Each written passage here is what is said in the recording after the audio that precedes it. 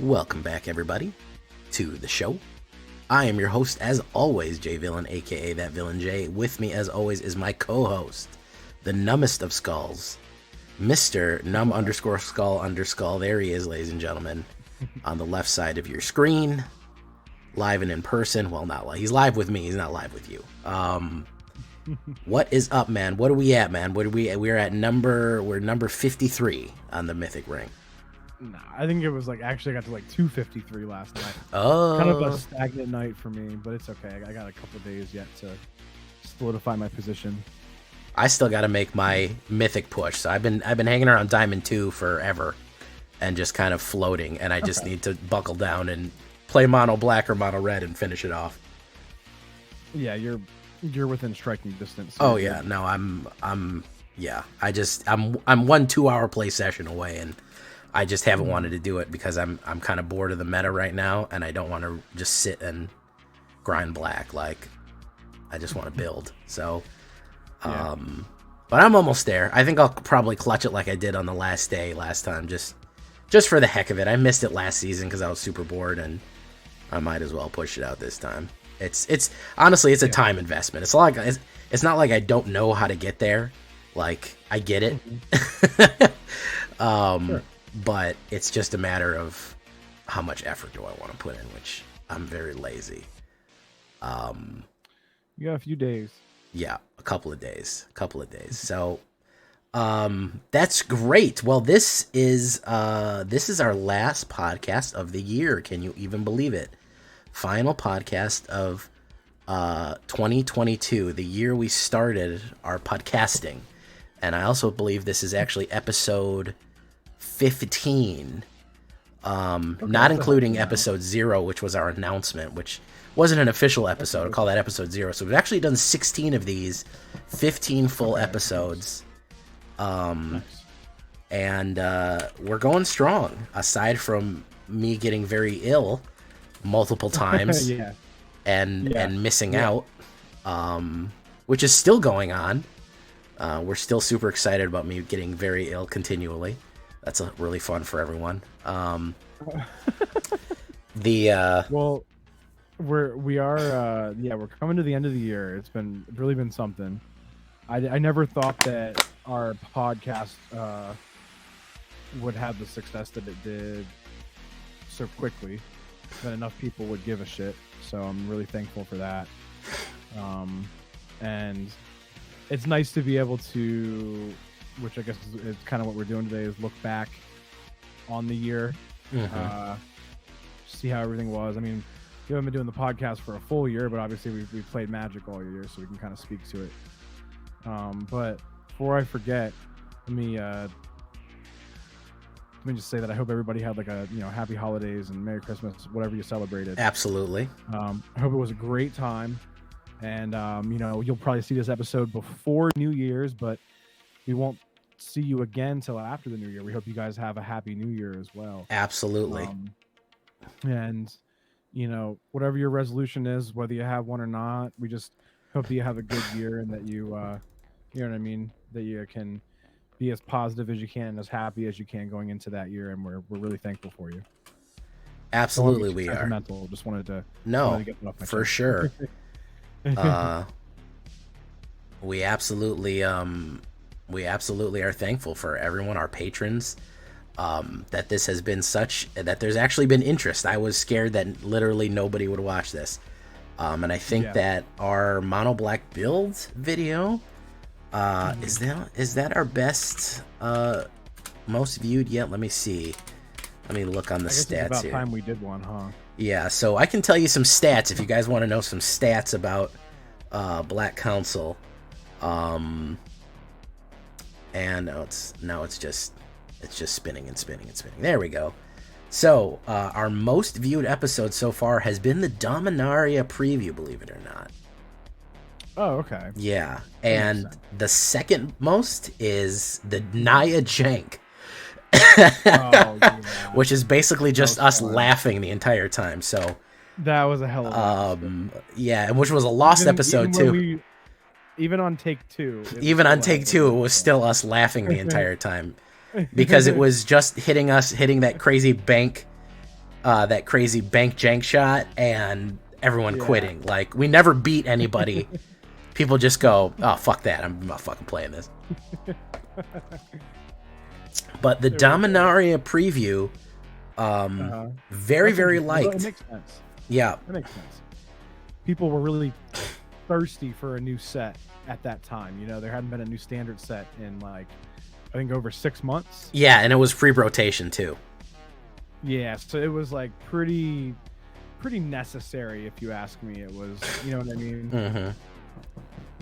So, yeah, we're glad to see that people enjoyed that, obviously, and of course we're happy to make cool content. And I know we should be having another spoiler episode sometime soon. We're just waiting for them to spoil a little bit more cards. We have a little bit more to talk about. So. Yeah, I mean, we could just talk about Elish Nor and Mother of Machines for an hour, but well, I mean, we might even do that. Do you want to say it or should I say it? The Elish Nussi? Oh, see? There he goes. That might be the next lore episode. Yeah. Oh, we could do it. We could do lore on Elish Nor. If you want to see Elish Nor and lore, well, you could vote for it. If you are a patron, you could decide what our next lore video is going to be about. If you are a patron, the Black Council patron, we're at 14 patrons right now. I want to thank them. Personally, I want to say thanks to Jamel Zilla, Stumfa, Trexodactyl, Magic Studios, Lord Gypticus, the Flipticus, Saturnosaurus, Cassius, Nickel Nuts, H-Man, Ulfveer, Mr. Valentine, Dante, Clever Sounds, Blood Chief, and of course Paradabo. We want to say thanks to all of our patrons. Thank you guys. An absolute big shout out to them. We have an exclusive patron only Discord. For your first gift, you get to see the episodes a day early, usually 24 hours early, as a reward. And once we get to 20 patrons, well, we're going to run a tournament. And the tournament is probably going to hopefully feature some of the special guests that we're going to have on the show. So there's going to be a few other things. Maybe we'll do something else. We like to think of some more patron gifts that we can give out to you. There's also exclusive bonus footage going up. By the way, for that. So I have mine uploading here in a minute. Numbskulls is already uploading of the previous of the black deck that we built. We have longer, uncut, thicker, longer, and uncut black footage for you as you like it. Please don't demonetize this. Me getting my ass kicked. Yeah. That happens. But we wanted to make it as real as we can for you guys. Like, no me only showing or us only showing you the good parts. We wanted to show you all of it. Oh yeah.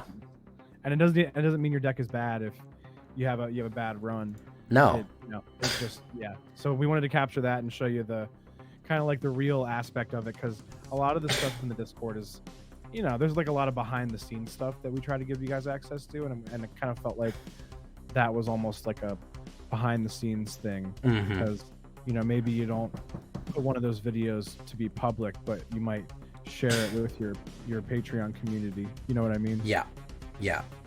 And that's absolutely what we did. We just wanted to get it out there and just give you a little extra bonuses. We want to make sure you can join for as little $1 as a month. $1 an episode, $1 a month, $2 a month, whatever you want to do, whatever level you're comfortable joining at. We just want you to click right down there and become a patron and join us on the Black Council. And you can help decide what we want to get, what we're going to be doing in the future. So yeah, that's fantastic. We're really happy. We're thankful for all the patrons coming in and just supporting us and what we do here. I got another point of data for you. The most commented on video is the Dominaria is here video, oddly enough. So after standard rotation, we did a talking about our favorite stuff of Dominaria. That was the most commented video, oddly enough. Not the most liked. With 24 comments, a lot of people had stuff to say. There was a lot of conversation about that one.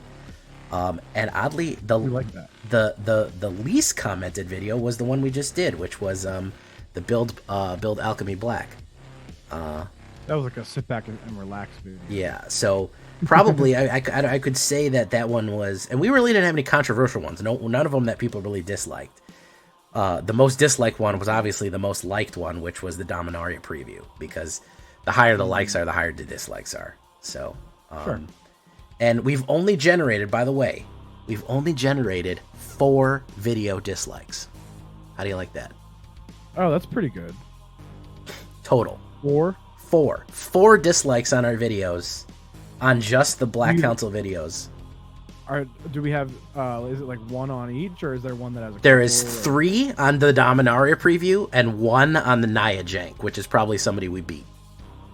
Wow. So we have at least 2 haters. Yeah, basically, yeah. So my videos usually get like I generate more dislikes than that over that many episodes. But we've literally only generated 4 dislikes out of 15 things we put up. So I like it. YouTube, you know what I'm saying? I don't know. You got to reward us in the algorithm there. That's almost a perfect score. That's a pretty good success rate. That's a pretty good success rate. Yeah. Yeah. Considering. If our decks won that much, we'd be. Oh yeah. Really on to something. Oh yeah. Absolutely. So yeah, some interesting insights in comments, likes, dislikes, and views. All right, so we're gonna get back to, aside from our year in review. Also, I want give a big shout out to, because I forgot to put this up. I believe Lord Gypticus told us we appeared on his Spotify Wrapped as the top podcast, one of his top podcasts he watched. Oh, that's awesome. Yeah, so no, I remember that. He sent a screenshot of his Spotify Wrapped, and it said your top podcast. We were number 4 on his top podcast, which was it's official, you know. It's especially awesome considering that we were, he could probably only listen to us for like 2 to 3 months. Exactly. And we were up there for the whole, in competing with others they'd listened to for the whole year. Yeah, for all of 22. We only started this, I think, in October, September, maybe. Oops, how did I move on from later September, I think? Yeah, our episode 0 went up. When did episode 0 go up? Show all. Okay. Date. August 17th was our announcement. Oh, it was August. Okay. Sweet. So the August 17th was our announcement, and our first real episode was August 23rd. So pretty much, okay. Yeah, about September, October. Yeah, about 4 months, 4.5 months, considering we're just at the end here. So pretty cool stuff. If we showed up on your Spotify Wrap, show us the picture, and I'll gladly post it on the channel and post it in the next one. That's pretty cool. I don't even know what I don't use Spotify because I'm an old ancient man whose bones are made of chalk and dust, who's 1,000 years old, and everyone looks at me crazy like, why don't you use Spotify? Like, what's wrong with you? When I say I don't use Spotify, people look at me like I say I don't own a cell phone. Well, like, just so you know how much of a boomer you are, what do you use? First of all, I use YouTube. I listen to most of my music on YouTube. Okay. I listen to most of my podcasts are usually available on YouTube. And I'll boomer out a little bit here. It's not even boomer, man. I'm just millennialing.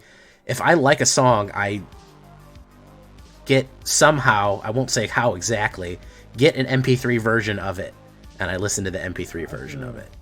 But however I get it, I pay for it with money. Right. I don't do it illegally. That's certainly not what happens. It's acquired legally, definitely. 100%. Yeah. Sure. I would pay the amount of money that somebody requested for the song that I wanted, and then I would put it on my phone as an MP3. Or I just stream it off of like YouTube. Like I have a YouTube playlist. So you have the YouTube music thing? I don't even use YouTube. I just use regular ass YouTube. Okay. Because I just have voice commands on in my car, so I just go YouTube play music, and it just does it. Like, okay, that's easy enough. But yeah, when I tell people, they're like, "Oh yeah, Spotify." Like my girlfriend uses Spotify, and I have her playlist, so when she's in my car, she can play it off my phone. But I don't particularly like it. I've used Spotify since I was 18, so it's been like 12 years now since I've used it. And before YouTube had all the songs, Spotify was just like the thing, and it was, before you could even get the app on your phone, so it was just on the computer, and it was something you downloaded on the computer, and it synced right up with Facebook, and it was easy, and this and that. You know what I mean? So Yeah. it's kind of always had it, and then I discovered that they have they have like the HD audio on there, so you can actually get better audio quality on Spotify. So I just kind of rolled with that, and I liked the interface, and I had it for so long, and it never made sense to use something else.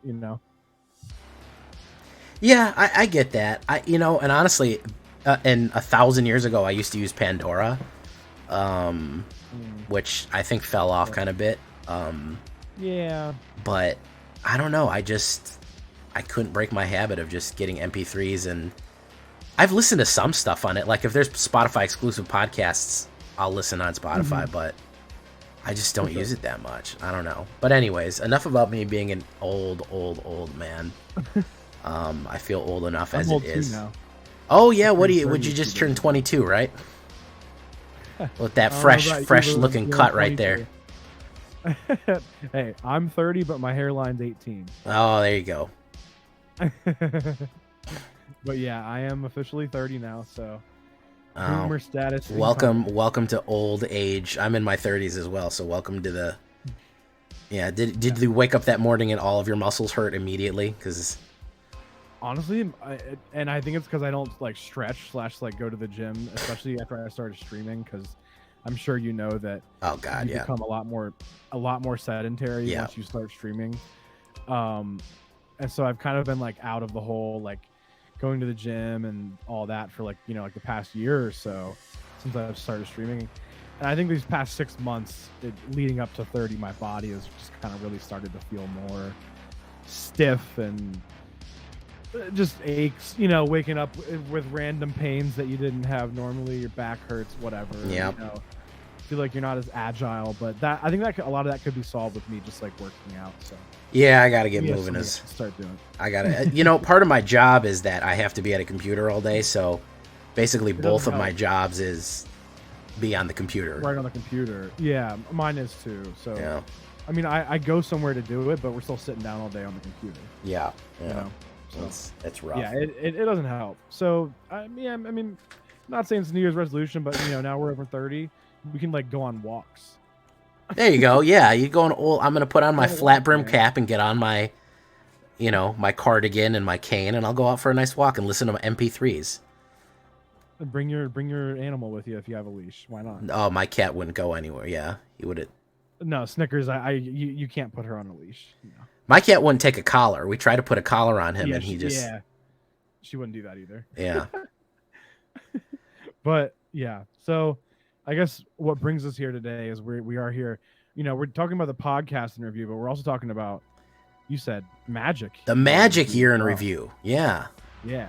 Okay. Hits and misses. I know we've been bullshitting around, but yeah, hits and misses this year. What were the top hits?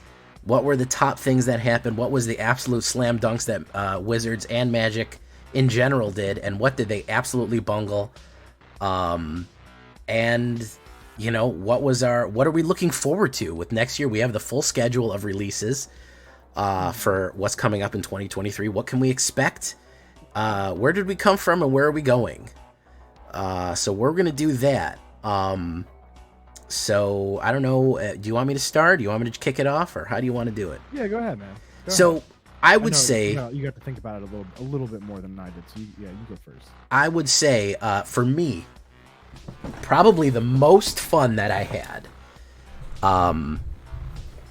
this year was when I was able to turn Arena off and go to sleep. No, the biggest number one hit for me this year, and I think a lot of people would agree with this, and I ran my poll on my channel, and a lot of people agreed with it too. So if you saw the poll on my community part of my channel, you agree. Kamigawa was a grand slam. That's what I think. I think Kamigawa, as far as flavor, as far as artwork, as far as mechanics and gameplay, healthy meta, healthy draft scene. I think that was the biggest success of the year. And it came early in the year. Was that the first one out? I think it came out in like February, wasn't it? Or Yeah, like that? it was the first one out, but we started with a bang. It was good. It was a good set. So our favorite card of the year, of course, I think we both agree, Invocacy. The old Invoke Despair comes from Kamigawa, but yeah, that alone makes it a hit. That alone makes it a hit, but when I look back and I asked my community, I put up a poll, what was your favorite standard set this year? Kamigawa won by probably a factor of 2. Kamigawa was at 47% and Brothers War was 21%. So it got more than twice the next one. And I just thought it was great. I really had a good time. I still want to make ninja decks. I still try to stop myself. I like samurais. The enchantment decks too. The enchantment, yeah, that's still viable in standard right now. Like the effect that Kamigawa's had on standard has been enormous. And I think it was a really fun set. I think it was really, really fun. I think that was the biggest hit. And I think even Mark Rosewater said people reacted well. I think that they did the technology stuff really well. They mixed it, making, if you had cybernetics, you were an artifact creature. I thought that was really cool. The old Kamigawa stuff, the new Kamigawa stuff, the technology, the Onis, just a really cool setting, a really cool cyberpunk feel to it. More Shadowrun than cyberpunk, because Shadowrun has magic. And I love the aesthetic, the neon. Just great. I thought it was really fantastic. I really hope we get to go back, because I thought it was it was this year's Kaldheim, because last year Kaldheim, I think, knocked it out of the park with the whole Viking shit and the raiders and demons and angels and everything. Kaldheim really was just a rich setting with a lot of fun cards and a lot of dynamic stuff. I think this year's biggest hit, biggest setting, play everything, it's got to be Kamigawa. It's going to be the number one for me. Really, really, really, really fun stuff. Really great stuff. I guess, when you compare it to the others, they don't quite stack up with it. So I think that's a really good point. Another thing that was so cool about Kamigawa is that it was Wizards saying, hey, this is the direction that we want to go with the game. It was defining. It was a defining set, because it was the first of the year, and it's going to, I think because of rotation, it's one of the ones that stays around the longest also, outside of like Crimson Vow and Midnight Hunt. So it's defining for the standard set. Yeah. So that was effective to do. One thing that really was important for me is, I had been on Arena when that came out. I've been on Arena for about 8 months, I think, at that point, and I had been streaming for like 3-4 months. So that was pivotal for me as a player. It was like, because I was having a tough time playing when that came out. I felt like I just didn't understand what was going on. Oh, you're breaking up. Hold on. Let me. Sure. You crackled right there. It was hard to hear what you had to say, and I don't want to miss it. Okay. I felt like I had a hard time knowing what was going on. Yeah. And I felt like I was just losing a lot. And that was actually the last season in Mythic was when Kamigawa first came out. And I think kind of after dealing with that for a little bit and figuring it out, that was actually right around the time I made Mono Black, after Kamigawa had been out for a bit. And then that kind of like made me, it was like a put up or shut up for me to say, hey, if I'm gonna you still try to be good at this, like I kind of persevered through a little rough spell. In Magic for a couple of months. Yeah. Hold on 1 second, because you're breaking up again. So let me fix some real quick. Okay. Oh, great. Sorry about that, guys. We lost Numbskull for a little bit. You guys don't want to just listen to me. I know that. So he's back. We reconnected.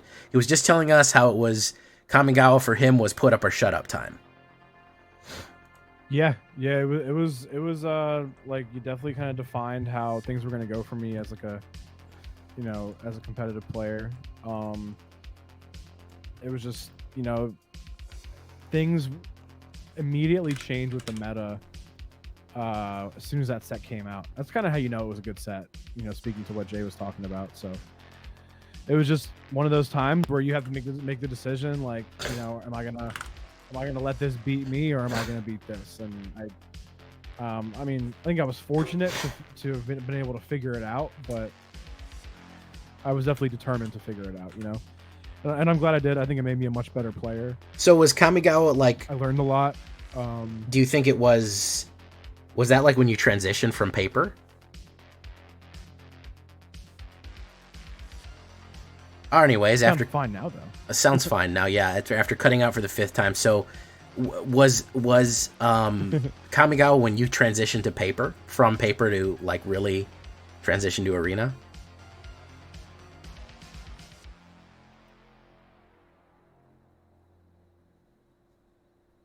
Can you hear me? It's doing it. Oh my god. Yeah, now I can. Now I can. You can? You can hear me now? Yeah, now I can hear you. Okay, so yeah, what was I'll ask my question for the 5th time. Thanks, Streamlabs. What would you say that was Kamigawa was when you finally transitioned from paper to arena, like officially? Well, when I got back into Magic, I did it on arena. You know what I mean? Okay. So like, okay, I kind of bought paper as I went, but I was mainly like only playing on arena. And I kind of just had paper cards to play amongst friends. You know what I mean? But for the most part, most of my games took place on arena. Though. You know what I mean? Yeah. Okay. All right. Well, yeah, that would be my number one hit. I obviously I think you agree that was pretty good. Yeah. What would you say is your number one Magic moment this year? Your number one hit, your best thing that happened? I'm gonna say the Explorer format was probably the best thing aside from Invoke Despair. The Explorer format was it's like bridging the gap between paper and digital, and it's allowing people to get into competitive formats that they might not otherwise be able to get into because it's kind of an expensive format. Yeah. But getting you have the wild cards available on Arena. It's not as expensive as buying a Pioneer deck, and you can play Explorer, which is basically Pioneer, and that's like a competitive format on the game. And there's high quality of players, and it also kind of like got us out of this. Do I want to call it staleness of Historic, or just repetitiveness, kind of repetitive, like overwhelming kind of felt like, if you weren't playing an infinite combo. Yeah, like that's you weren't true. Winning, so like Explorer kind of gets rid of that by adding other cards and not having all the digital cards. So that's pretty legit in my opinion as well. So I think Explorer was a great addition to Arena this year. I think it really helped us out. What are their plans? I'm not an Explorer player. What are their plans to actually expand to full Explorer out of Pioneer? Like, they're just gonna keep doing anthologies until like I don't think there's gonna be a way to get like every single card on there, but they look at like what cards are played in the Pioneer format somewhat heavily, and then they strategically add them anthology by anthology in a way that they think wouldn't break the format too much by adding certain cards together at a given time. Although they probably did break it by putting Nykthos in there. But what is that? I have no. Listen, that is a complete mystery to me. What is that? What is Nykthos? Nykthos is a land. It's a legendary land, and it's colorless. But it says tap. I believe it's 2 mana, and then tap that, and then you add mana to your mana pool equal to your devotion to the chosen color. Oh, okay. So mono black devotion, I think I added like, and the cool thing is if you have one, you can pay the 2 mana, tap it, and then you play your other Nykthos. You keep the untapped one on the board, and then you pay the 2 from your pool, tap it again, you can get like 16 to 20 mana in one turn. Wow. Okay. Now mono green uses this to ramp, and it's actually more broken in mono green devotion. I can imagine. Yeah, mono. If you can ramp in mono green, yeah, you're pretty much you're set. Yeah. So it's actually the best in Explorer and Pioneer. Mono green's probably the top deck, especially now. But it does make mono black devotion somewhat viable in Explorer. Okay. So I've been playing more Explorer lately as well. Okay. Though from what I understand in Pioneer, not a lot of people play mono black devotion. It's not like a super high tier deck, but like it's fun and there's support for it, you know? Yeah. And I think that's probably one of my biggest complaints about a lot of these legacy formats is that, like, they'll be like, oh, yeah, well, Boros just isn't viable at all in the meta of that format. And I'm like, well, that sucks. Yeah. Like, there's only, like, 2 decks that, like, you know, I don't know. But they kind of reign supreme. Yeah, I think there's, like, 3 to 4 main Pioneer decks that are, like, this is what you should run, you know? And it also comes down to, so there's give and take with it, because it's like part of the reason people like Pioneer and that they, you know, choose that over Standard. Standard, oh, I got to worry about rotation, you know, this and that. I gotta buy the new cards every set. In the Eternal formats, you don't have to buy new cards every time. You just have to buy the card from Standard that might make your deck better. Okay, so there's like one card that you need to add. Yeah. Yeah. So like, you know, whenever the Rakdos deck updated after Dominaria, they just put a couple shoulders in there, like 2 shoulders. Yeah. And then that was it. Yeah. Granted, yeah, it's the most expensive card in the set, but you know. But you don't need to buy an entire box of. Yeah, yeah, and so that's your upkeep. It's just getting 2 shoulders if you want. Yeah. You didn't even have to get. Yeah, it wasn't necessary. So exactly. So that's kind of what people were doing there, and I think that's why they like it. But you are right. That can lead to it being where, okay, well, only these cards are good now. You know? So that's definitely a thing. So yeah, that's definitely like there's give and take there, and that's kind of where you have your trade-offs. You know, say, hey, I'm not gonna have to spend as much money on the upkeep, but in turn, that deck that I chose is gonna see me through for a while. Yeah. And there's 3 or 4 main ones that are really good. Now, I mean, you know, don't get me wrong, there's outliers that win a tournament every now and then, but in terms of the meta, quote unquote, probably about 4 decks that are like yikes, super legit. Yikes. So I guess you could say it makes it stale, but also like you're just able to do such cool stuff with the format. You know what I mean? Yeah. And then I do think as we get more standard sets, especially probably like more Phyrexians, I think that we'll keep updating and other things might become good. Something might emerge, especially they're bringing back Infect.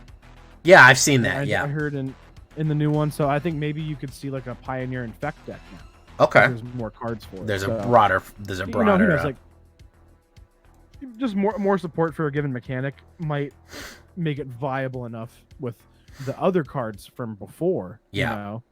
Because, you know, we had a poison counter deck, you know, pre-rotation last time. So yeah, it's, you know, it's kind of noteworthy to see that, you know, maybe you know, because you can use those with these new cards, maybe that'll have some synergy. So yeah, so like I have no idea what the cards are going to be. That's just like an example of something that like could happen. I have no idea if that would actually be any good or not. You know what I mean? I don't really know if I know fully enough about all of Pioneer to really speak on. Obviously, we don't know what cards are coming either, but we know that poison counters are going to be a thing in the new set. Yeah. We know Infect is a thing. Yeah. And they kind of like foreshadowed it with a Johnny. Yeah, they did. They always foreshadow one card. You always wonder. They kind of did the same thing with Karn and Power Stones. They like put one guy that makes Power Stones and then the next one. Yeah, they always do stuff like that. And so like, why do I need these? Yeah. No, that's you're completely right on that. Okay. Well, how about this? What was your biggest miss this year? Ooh, you know, it's okay if you have more than one. I have 2. I have one that's related to Arena. Okay. I have one that's related to Arena. I have one that's just in general that I think everyone probably knows about. So let me say the general one first, because I know everyone's going to be wondering about it. 30th anniversary. Yeah. Disaster. Absolute disaster. Honestly, they would have been better off just not releasing a product. It was absolutely the damage it did to the brand. I put up a short about just probably hundreds, if not thousands, of people spamming the card greed under the announcement on Twitter. I saw that too. Yeah. I mean, it just went on for. It just scrolled and scrolled and scrolled and scrolled and scrolled and scrolled. I mean, the L they took for what? How much money could have they made off the $1,000? You know, well, they printed like what, 1,000, 2,000 of them or something like that, and then I don't know if anybody actually bought them. They said they took them down after a certain amount of time. Yeah, they never communicated if they actually sold out. They said that the sale had concluded. Available for purchase. Yeah. The sale has concluded. No longer available for purchase. It's like, that sounds like what you would say if you didn't sell all of what you wanted to sell and you were embarrassed and you had to pack up and go home. So there were some leaked numbers that said like 37% sold, which is awful. It's pretty bad. I don't know if that's true. And even if you sold out, how much, if $1,000 per set, even if you had 2,000, 5,000, you're not even going to like clear $1 million on this, and you have dragged your brand through the mud. You could have made more money releasing gold bordered or white bordered first edition just for play. Like, hey, if you want to draft first edition, here's a $200 box, like a booster box, like a classic booster box. It's $200 MSRP, and it's all the booster, and you can do you could do an alpha booster draft. They're not legal cards, you know, they're proxies, or, you know, they're reprints or whatever. They don't have the standard Magic back on them. They're not tournament legal. Fine. But at least you could have had fun with them. Like, you know, you could have made content with them, and it wasn't so prohibitively expensive that you and a buddy could have said, hey, I'll throw up 100, you throw up 100, or even just, I mean, Pokemon, for their 20 years, they just re-released, like, their first set, like, they're $5 a pack. Like, you're just like, hey, these are the special edition first. They could have done so many things. I've never felt more alienated from Magic with that 30th anniversary. I have no idea who was streaming from there. I have no idea who went to the festival. No streamer that I watch or content creator that I watch put up content really from it. Obviously, I wasn't invited. I'm not big enough to be invited. I don't think that I am. But there was that $100 you can go play Commander in that area for $100. It just smacked of elitism. It just out of touchness. It just, I don't know, man. I don't know who was organizing that 30-year anniversary. It was terrible. It was the whole thing. I mean, the capstone really was those proxies. I've played this game for almost 30. I played it for 29 of the 30 years. And I've played it for 29 of the 30 years, and I felt absolutely alienated. Yeah, it was really, really bad. It was really bad. I thought that was just the damage, the long-term damage. We'll have to see what the long-term damage to that brand is, because it wasn't good. It wasn't good. But yeah, I don't know what the long-term damage is, man. People have, and the thing is, it was a cherry on top. People have been mad at Wizards with their bullshit and their secret lair and a lot of their greedy stuff. This was just the absolute capstone on it. There was that one, I can't remember who put out that tweet.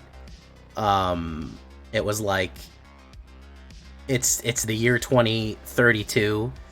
The only people who play Magic are Commander Night or something. What is that podcast one that the people play Commander? And it's the only game of Magic in the North America that's played is on is in played in paper is Commander Nights. The newest set of My Little Pony Secret Lair #3 has just dropped for $4,000 a pack. Number three. Yeah. It was like increasingly insane. It was really funny. And I just don't like that. And I know it's Hasbro. I don't think it's Wizards. I think it's Hasbro. But yeah, that was just such a fail, man.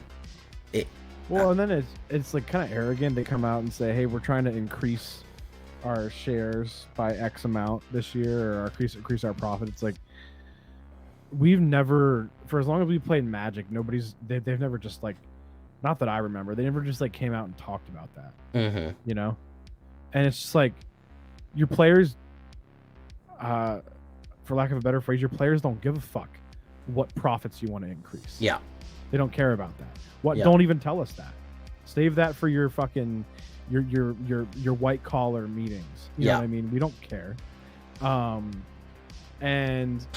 then another thing was, I always thought that, and this is something where it seems like they're increasingly taking the power and importance away from the LGS, and I think it's also a bad idea, but it seems like they're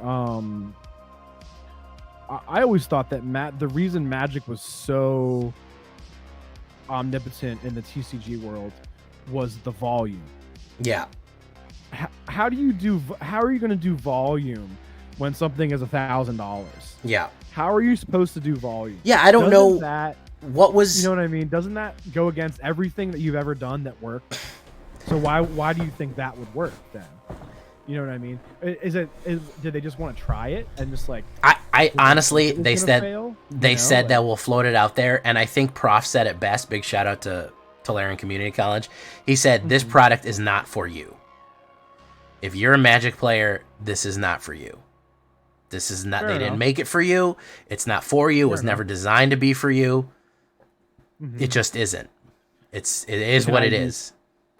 Can I use that as my segue into the big miss for me this year? Okay, yeah. Segue into your big miss this year. I want to hear what yours is, man. Mine is the gravitating away from, kind of like I said with the LGS, but just like competitive Magic altogether. And that ties into releasing these $1,000 booster packs. These, like you said, My Little Pony, whatever the fuck, crossover Secret Lair. Am I excited about the Alchemy Lord of the Rings next year? Yes, I am.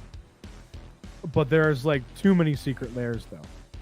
You know, there's too many Commander sets that are just Commander that I can't play on Arena. That's too limited to a certain format. Commander is not a format, in my opinion, that, you know, can survive in a competitive space. Like there's competitive EDH. I do understand that, but it's not gonna, like, they're never gonna put it on a pro tour, you know. Yeah. And I think that they're, you know, like, remember this time last year, man, we were watching tournaments that took place on Arena, and we were watching fellow streamers play in it. Fellow streamers host them, some of them.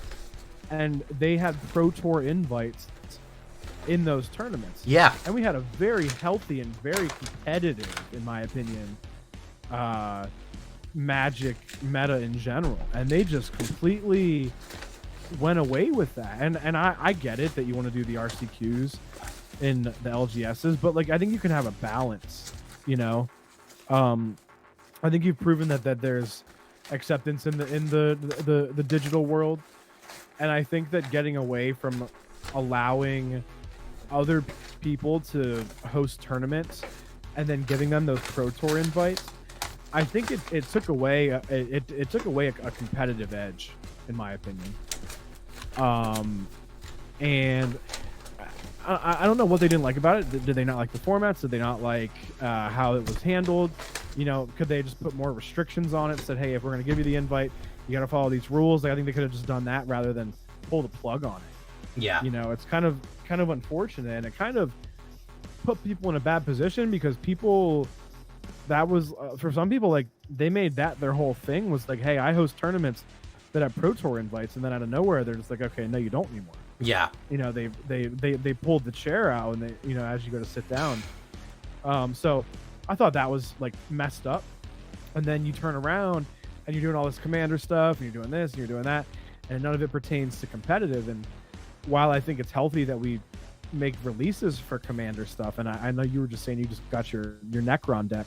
I did. Which I think the Warhammer thing is fine. I think that's fine. I think the Transformers is a little much. I also just don't really like Transformers, but I think it's a little much. I think it's just a lot of it's turning into like a cash grab. It is, and you know, I think that they've got to be more selective. I think that some is interesting. Yeah. For example, if you're fantasy adjacent, for sure, yeah. If you're Lord of the Rings, if you're Dungeons and Dragons, Magic pulls from that lines up. That pulls, yeah. Magic pulls from all of that stuff. It's got a lot of history there. Baldur's Gate, sure, that's and I think that's why people are less upset about Lord of the Rings. Oh, okay, well, Gandalf is a wizard, you know. You know, so there's elves, there's dwarves, there's magic artifacts. You know, they'll make a One Ring artifact that, you know, gives somebody hexproof or whatever. I don't know. So whatever. But and Warhammer is close enough. I feel it's got psychers, it's got warriors, it's less it's less space. So it's less science fiction and more space fantasy. But like Walking Dead didn't make sense. That one was confusing to people. When you were telling me about the lore of Warhammer, it felt eerily familiar to the organization of the lore with Magic. And that's where I felt like it was connected enough to be relevant. But you can't sit there and tell me that the fucking Transformers lore, a movie that Megan Fox starred in, you know, is congruent to what we want as Magic players. Now, now, are there people who like it? Yeah, there's always going to be people who like it. There's always going to be somebody who likes it. It might be overwhelmingly hated, but somebody's going to like it. I get it. I get it. Or maybe somebody who watches the podcast likes the idea of the Transformers part. But it doesn't line up, and it's not consistent with what they've done before. And they, you know, we didn't get a core set this year. I know. Core set. There's all these secret layers. There's all these, you know, whatever. So just little things like that. It feels like they're detracting from the competitive constructed realm, and they're almost pivoting. And I think that they are leaning towards, well, we just keep dropping standard sets. That's not what makes us money. It's these commander players who will buy the boxes, even if it's just to collect or to say, hey, I have the new thing. Where the standard players are more like value, like they kind of might only buy what they need, or they just play standard on Arena. So maybe it's our fault. I mean, we didn't consume enough, if you will. I don't know, but like, there's too much. I thought it was volume. There's too much. Now it's getting oversaturated. Right? It's oversaturated. And I think even like when you have Forbes or who was it, Business Insider putting out articles about how they're killing the golden goose, like that's not good, man. That's not a good sign. Like I don't want to be creator in the space when articles are being written. Hey, the person who owns that creator space is ruining it. Like, you know, that's not encouraging as a content creator. Like, do I have a future 2, 3, 4 years down the road? Are you guys going to ruin this because you wanted to make Ulamog breakfast cereal secret layer and make an extra and make an extra 100K off it? Like, I don't know. You know, it's they've got to kind of realign. You know, it was it's just it's there is too much. There's too much going on. They've got to refocus. They've got to kind of narrow everything down. I think they're doing a good job with the sets and standard that they are releasing. You know, it's just all this other shit. I never heard about shit that I couldn't actually play in my format as much as I have this past 4 or 5 months. Mhm. It feels like. Yeah. I was like, oh hey, did you see that? Did you see this new drop? Oh, it's Secret Lair. Oh, it's Commander. Mhm. Just more shit that I don't play Commander. Like, if I did, I maybe I'd buy a precon and upgrade it.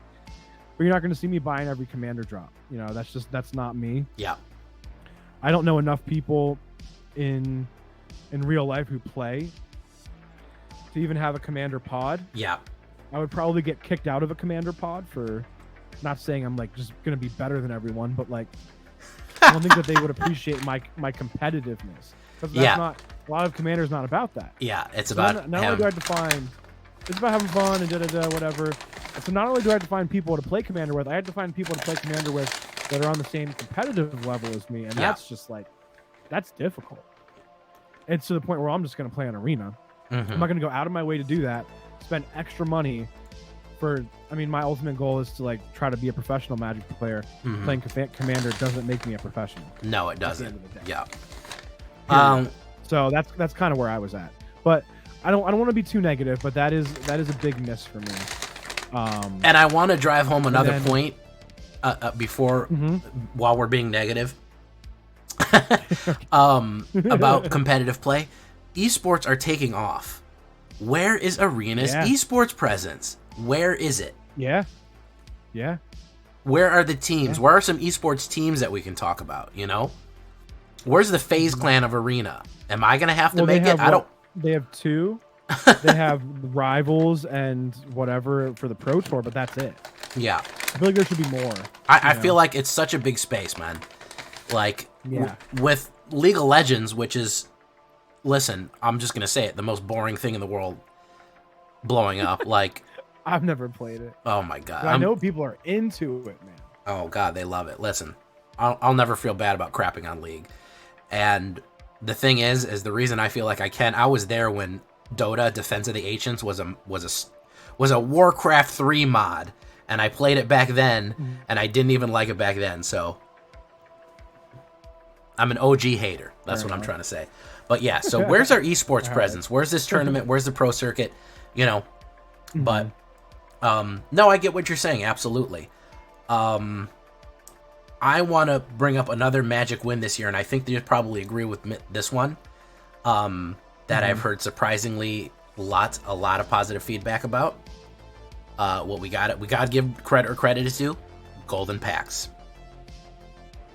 Golden packs were nice. Yeah, it gives me something to look forward to when I actually buy packs, and it makes me want to buy packs more. So I'm definitely happy about that. It gives you a reason. You know, before buying packs, it's like, oh well, you know what's gonna happen? I'm gonna be missing a couple rares, and you guys are just gonna give me gems, and it's gonna be pointless. And they've kind of answered that. Does it fully fix the arena economy? No, but it's a step in the right direction for sure. I can't say there's anything bad about. Only thing maybe I could say might make gold packs better, but at the same time, for how many rares they give you, I can't really say that. But like maybe I should say I'd say that you should only have to open 5, but at the same time, you get what, at least 6 rares in there. 6 rares, yeah. So I can't really say that it should be 5 because then that would just be like doubling your rares. And I guess 10 is reasonable, you know. And the count towards your wild wheel. So I'm gonna do an economy stream soon about how it's changed things. You know, so you got to figure if you can buy. Generally, you can, if you do enough gold and enough challenges, you can get 30 to 40 packs a month. Let's say on the high end, you can get 40 packs a month. You can get 4 golden packs, open 44 packs total. Call it 42 packs total. You can hit the wild wheel. You can hit it 13 times. So that's on top of all the other wilds that you've opened. That's on top of the 40 wilds or the mythic rares or mythic rares that you've opened already. So it's the first time I think people have said, because it is a pack, you know, it does add to wild wheel. I think it's the first time it's said that Magic buying packs is competitive with drafting, which is good. So I'll give them credit. I mean, it wasn't in the game. You were just not getting anything for opening packs. And now you are. It's also more helpful to me because I'm not a very good drafter to begin with. Oh, I'm terrible at drafting.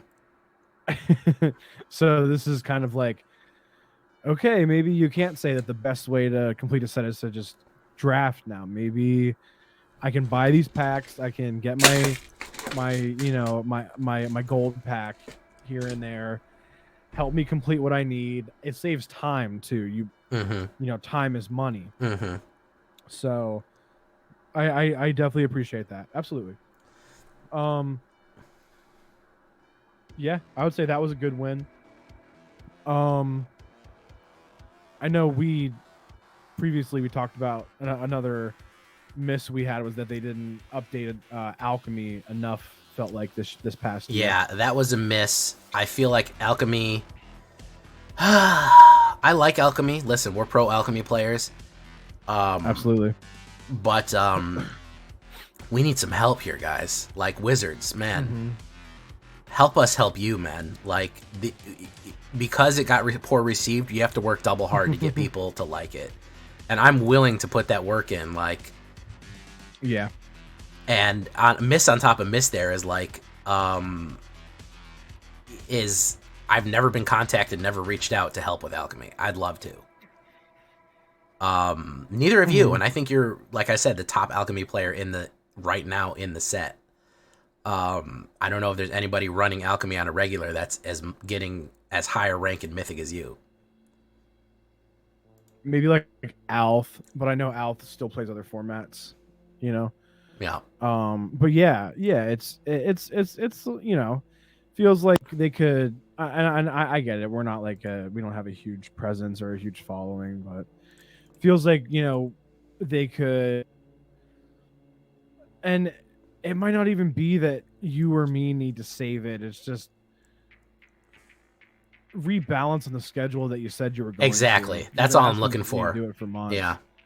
And that's all. A lot of the people that you turned off to the idea, that's all they wanted. All they wanted was for you to follow through with what you announced it to be. Yeah. And you didn't. Yeah. And you continue not to. And that is where people develop disdain. They don't trust you. And then the next time, and then then you want to drop your $1,000 packs. Oh well, this is gonna be a fucking shit show. These guys can't even rebalance a format. How are they going to manage $1,000 packs? Yeah. I'm not buying that. Yeah.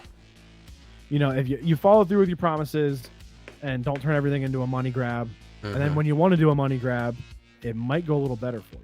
See, that's the thing, and that was the funny thing is, I'm not on the board of executives, and I don't, not yet. I'm not a millionaire, so what do I know? Not yet. Working on it. The funny thing is, what do I know? Everybody complained, like it was that freaking Squidward meme. Can't stand whatever than me and the bestie. People are like, oh, Alchemy's such a cash grab. Like, at most, to get like 2 competitive Alchemy decks, maybe you drop $20. Maybe. Yeah.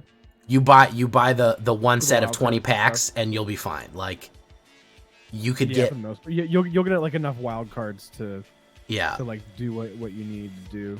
If you really wanted to go crazy, you could drop 50 on getting like 2 or 3 competitive Alchemy decks. And to say that, oh, that's a cash grab. No, it's not, man. $1,000 proxies that don't do anything are a cash grab. Like, yeah.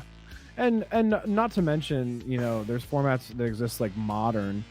Some of those Modern decks cost $5,000. That to me is like, I don't think I would ever. I mean, I get it if you've been playing Magic like the whole time. So then Modern is like, you may already just have a lot of those cards, but to just get into Modern, if you started playing Magic today, cost of that versus cost of like having a good Alchemy deck is.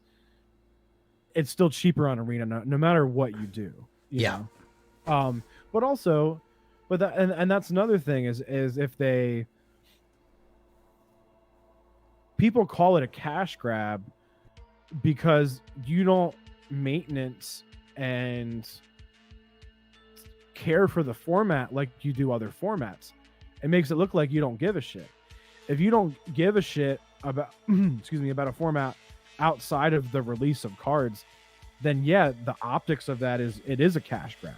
Yeah, if we're not getting the regular rebalances, then it's Yeah, just we're not like, getting our rebalances. We're not, they don't have like an emphasis on.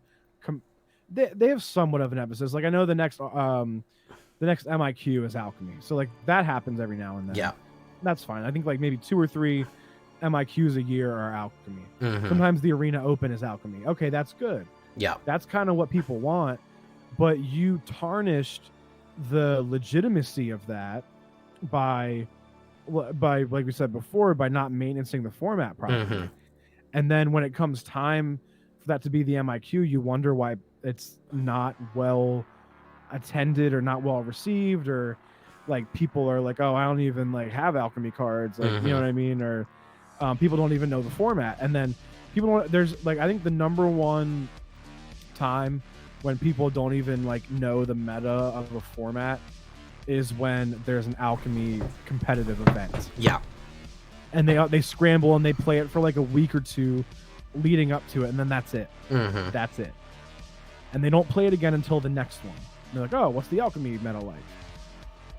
So they had the opportunity, and the first couple sets were really fun. We were having a great time. Oh yeah. They rebalanced things that, maybe you disagree with it, you agree with it, whatever, but they were actually doing the rebalances. Mm-hmm. I mean, the last time we even had an announcement on a rebalancing was Meat Hook, wasn't it? Meat Hook, and when they did that weak ass nerf on Combretti Rebels. Yeah, and but Meat Hook was after that, of course. Oh, but yes, okay. But yes, those are like the last 2 significant ones. And and then I think they banned Ignis.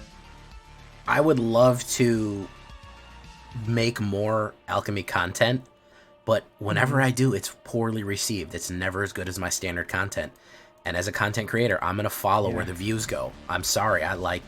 You have to. I have to. Like, I still put out Alchemy content. I still stream Alchemy, but I can't devote my whole channel to it, man, because it's if you guys are going to service it, I'm not going to service it either, So, and I think it's one of the, and maybe this is me, maybe it's a cop out for me to say this, but one of the things, because I primarily do Alchemy, one of the things that's discouraged me from like going more into my YouTube channel and making more MTG videos for YouTube, all I hear is how about Alchemy's dead on YouTube and there's like nobody watches it. So like I get it. Like I can't just expect a game to give me what I need, everything I need to make content for it on a given platform. But like that's like the ineptitude of the whole matter is kind of like basically made it non-functional for me to, and irrelevant for me to post YouTube. Yeah. It's just, it makes it too hard to get into that space. Because otherwise, like I would be doing YouTube, but right now I pretty much just.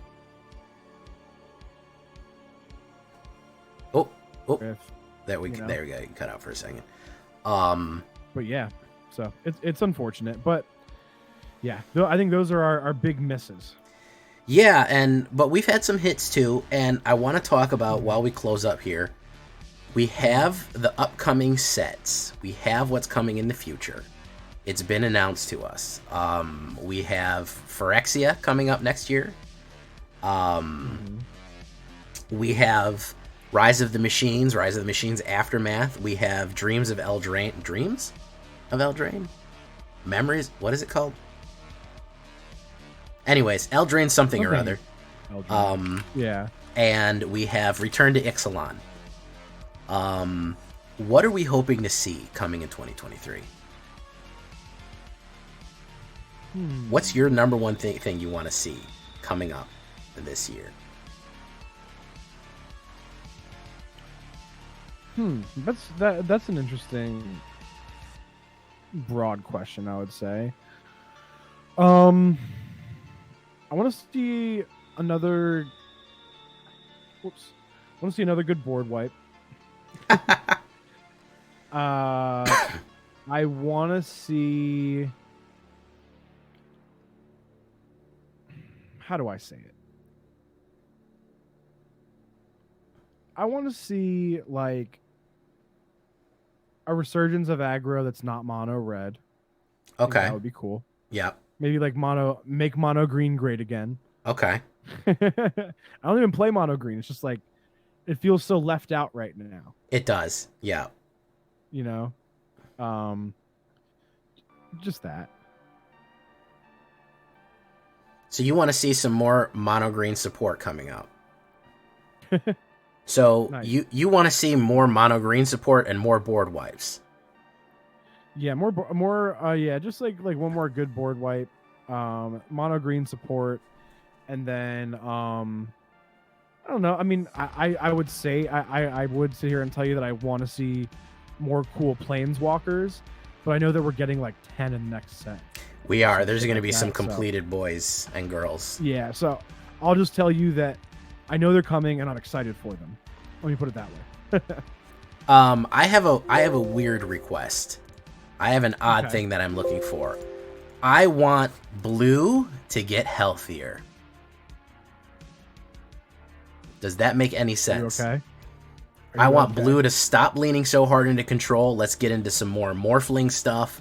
Let's get into maybe some more sea monsters. Let's get into some tricky things.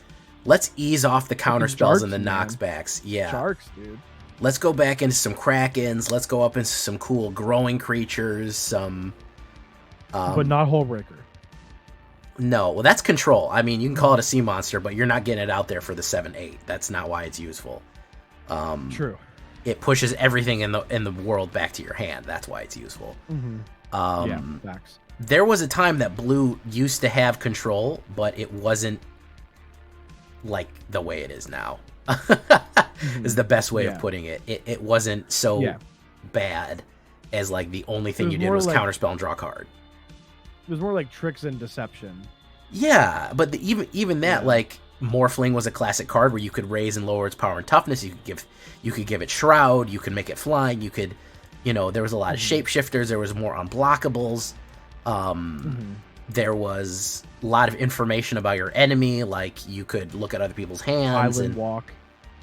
Island Walk. Yeah. I mean, there was a lot of things. More unique abilities that we don't really have in the game right now. And yeah, I wanted to get healthy again. Because I like Dimir. I'm a big Dimir player. I've barely played Dimir anymore because the best blue cards are just counterspell knockback. That's it. Yeah. Counterspell knockback. Like, give me something more than counterspell knockback, man. We've got a lot of tools. Like, if red just came out and every single red card was just a burn spell, like, you can do other things. Like, just 50 different types of lightning bolt is not doing it, man. You've got to have some other kind of trick, I would say that's completely reasonable. So I'm hoping for a healthier blue. I'm hoping for a happy more and well balanced blue.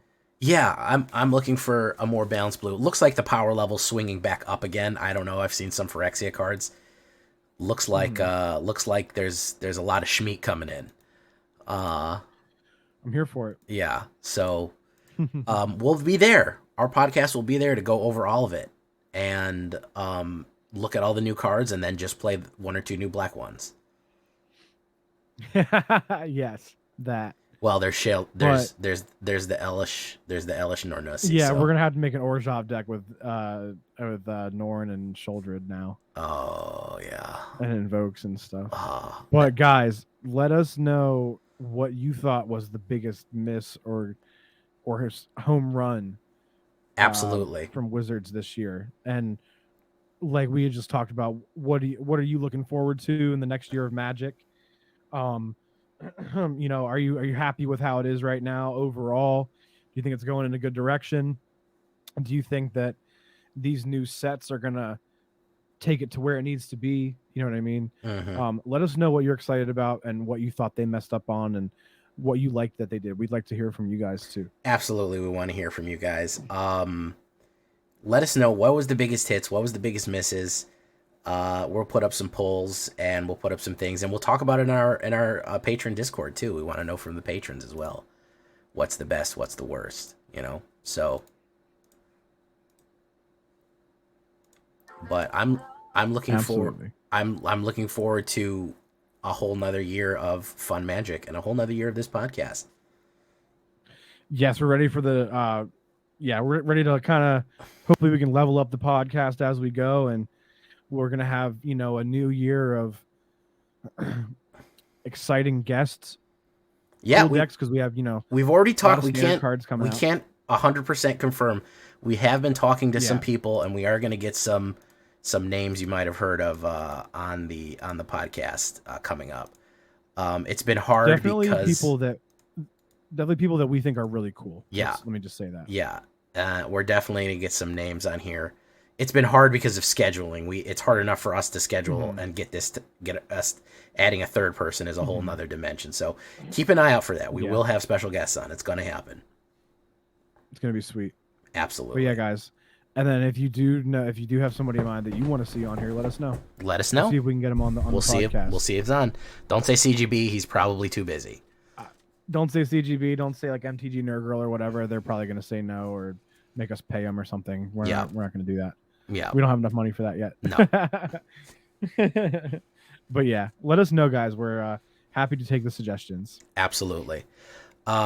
So yeah, this was our year in review. A little bit of information, a little bit what we liked, what we didn't like, and we also really like going over that metadata for next year. So we'll look at our Black Council wrap next year at this time as well. That was fun. Yeah, we'll definitely compare it and see how we did. Mm-hmm. I think probably our preview videos are the ones that get the most hits. So we'll have to see if that plays out true. But that being said, it's getting late. I'll call this meeting of the Black Council to a close. Take care, guys. Peace out, everyone. Talk to y'all later. Bye-bye.